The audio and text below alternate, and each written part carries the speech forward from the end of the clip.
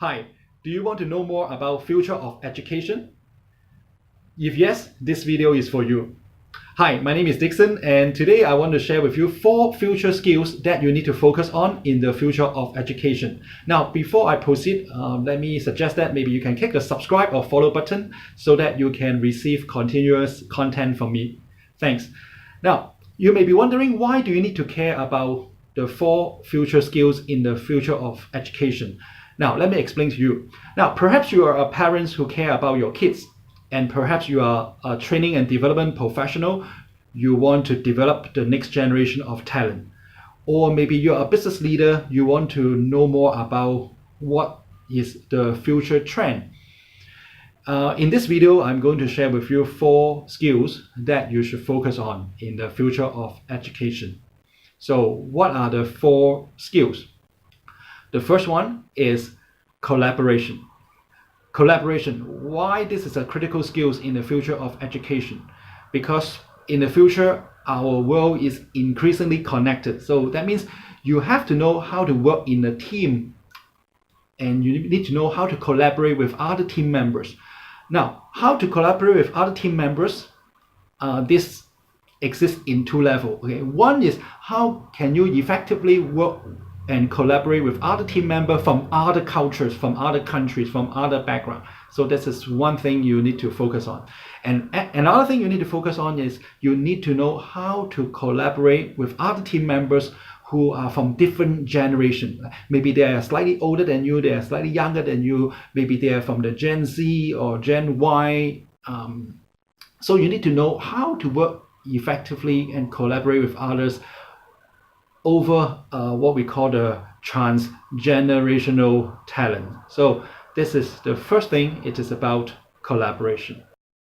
Now, another skills that you need to focus on in the future of education is communication. Okay, communication is a critical skill in the future of education, and the education sector should pay more attention to that. Okay, what does that mean? That means you need to make sure that you know how to communicate effectively on digital channels, like be it an email or social media. So you need to know what are the characteristics of each of the digital channels and how you can customize your message accordingly.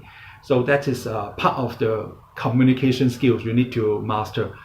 Another part of the communication skills you need to master in the future of education is how to communicate effectively in a face-to-face environment. That means you need to know how you can have an engaging conversation with someone who is just right in front of you, okay, who is like right sitting in front of you. So you need to know how to have a engaging communication in a face-to-face environment as well. Right? So in summary, communications cover both parts. You need to know how to communicate effectively digitally as well as in a face-to-face environment. Now, creativity is another important skill in the future of education. Now, in terms of creativity, there are a few aspects you should focus on. Okay, number one, you need to make sure that you have the creative individual mindset. That means you have to think about possibility. You have to embrace this like why not mindset. This is the one thing you need to focus on in the future of education, is to equip people with this creative individual mindset. Another aspect of creativity you need to focus on in the future of education is to get people to think about how they can bring something new and creative to the existing infrastructure or to the existing policies or to the existing way of doing things. That means you need to educate people on how to challenge the status quo or to bring a creative element to the existing way of working. So this is something like bringing a creative twist to an existing way of doing things. Then another aspect of creativity is about how to be working comfortably with ideas. That means you have to educate people on how to generate ideas effectively, how to manage all these ideas, and how to distill all these useful ideas, and how to present and communicate these creative ideas. So in summary, creativity covers a few things. Number one, the creative mindset. Number two, bring some new way to the existing infrastructure.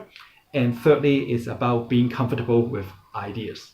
Critical thinking means that you need to have the ability to solve the problems in a systematical manner. And secondly, that means you have to develop the ability to identify the root cause of the problem and to identify the linkage and connections between all the sub-issues. Now, why? Because in the future of work, the world is getting more complex and the problem we are trying to solve are also getting more complex. So, for example, okay, let me give you ideas of how this system thinking will work in the future. Let's say we talk about 3D printing. So 3D printing basically allow you to print something according to the materials that you want and according to the specification that you want. If you look at 3D printing by itself, okay, it is just a new technology.